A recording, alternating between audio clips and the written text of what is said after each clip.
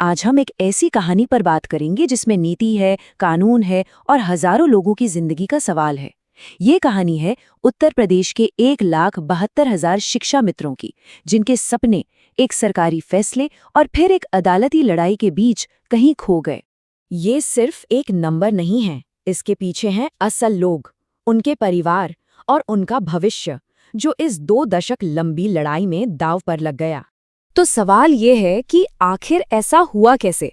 जो लोग गांव के स्कूलों में मदद के लिए आए थे, वो पहले सहायक शिक्षक बने और फिर अचानक वापस वहीं पहुंच गए जहां से शुरुआत की थी। चलिए इस पूरी उलझी हुई कहानी को परत दर परत समझते हैं।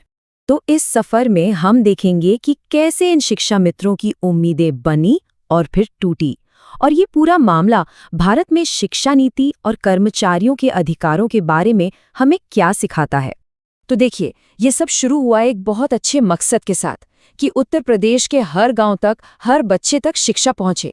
मतलब लगभग 15 सालों में जो लोग एक छोटे से मानदेय पर काम कर रहे थे, वो अब एक पक्की सरकारी नौकरी की दहलीज पर खड़े थे।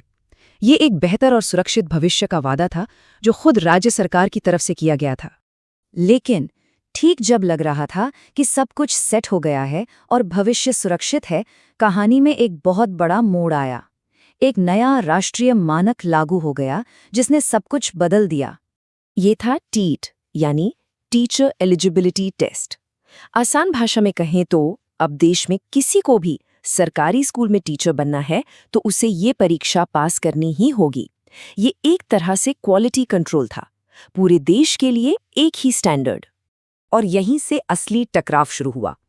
एक तरफ थी राज्य सरकार की नियमित करने की नीति और दूसरी तरफ था केंद्र का ये नया और अनिवार्य राष्ट्रीय कानून।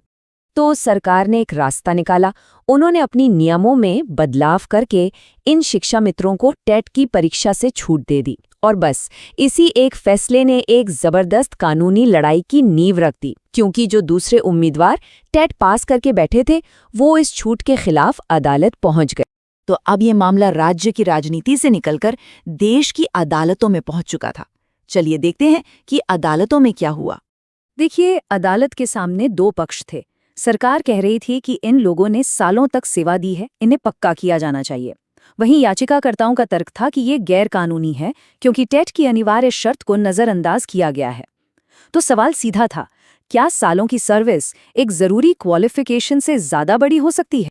और सितंबर 2015 में इलाहाबाद हाईकोर्ट का फैसला आया। कोर्ट ने साफ साफ कह दिया कि सरकार का ये फैसला और नियमों में किया गया बदलाव दोनों ही गैरकानूनी हैं। हाँ, कुछ वक्त के लिए सुप्रीम कोर्ट से उन्हें एक स्टे जरूर मिला, जिससे उन्हें थोड़ी राहत मिली, लेकिन ये राहत बस कुछ वक्त की थी। अगले 2 साल तक इन सब की जिंदगी एक तरह से अधर में लटकी रही, इस उम्मीद में कि शायद देश की सबसे बड़ी अदालत उनके हक में फैसला देगी।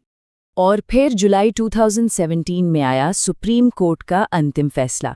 कोर्ट ने हाई कोर्ट के फैसले को सही ठहराया। मतलब उनकी सहायक शिक्षक की नौकरी अब नहीं रही।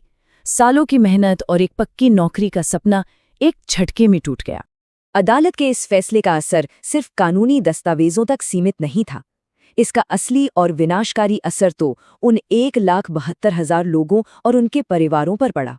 जरा सोचिए, जो इंसान कल तक लगभग 39,000 रुपए महीना कमा रहा था, वो रातों रात सिर्फ 10,000 रुपए के मानदेय पर आ गया। ये लगभग 75% की सीधी कटौती थी उनकी आय में। उनकी निराशा कितनी गहरी थी, इसका अंदाजा उनके यूनियन लीडर के इस बयान से लगता है। उन्होंने चेतावनी दी कि अगर कुछ नहीं किया गया तो कई लोग आत्महत्या करने पर मजबूर हो जाएंगे। ये सिर्फ एक बयान नहीं था, ये हजारों परिवारों की हताशा की आवाज थी। सहायक शिक्षक की नौकरी तो चली गई, लेकिन जिंदगी की लड़ाई तो जारी थी। कानूनी लड़ाई खत्म होने के बाद भी उनका असल संघर्ष रुका नहीं। तो आज की हालत ये है कि वो वापस शिक्षा मित्र के पद पर काम कर रहे हैं। सुप्रीम कोर्ट ने उन्हें टेट पास करके शिक्षक बनने के 2 मौके जरूर दिए, लेकिन फिलहाल उन्हें सिर्फ 10,000 रुपए का मासिक मानदेय मिल रहा है और वो लगातार इसे बढ़ाने की मांग कर रहे हैं। और ये मामला आज भी कहीं ना कहीं चल रहा है। देखिए, इसी साल जनवरी 2024 में भी इलाहाबाद हाईकोर्ट ने दखल दिया और सरकार से कहा कि वो इनके मानदेय को बढ़ाने पर विचार करे। कोर्ट ने भी माना कि जो पैसा उन्हें मिल रहा है वो एक सम्मानजनक आजीविका के लिए बहुत ही कम है। तो शिक्षा मित्रों की ये कहानी हमें एक बहुत ज़रूरी सवाल के सामने लाके खड़ा कर देती है कि जब नियम बदलते हैं तो उन लोगों के प्रति सिस्टम की क्या जिम्मेदारी है जो सालों से उसी सिस्टम के लिए काम कर रहे हैं। प्रोफेशनल स्टैंडर्ड और लोगों की रोजी रोटी, इसके बीच सही संतुलन आखिर कहाँ और कैसे बनाया जा सकता है।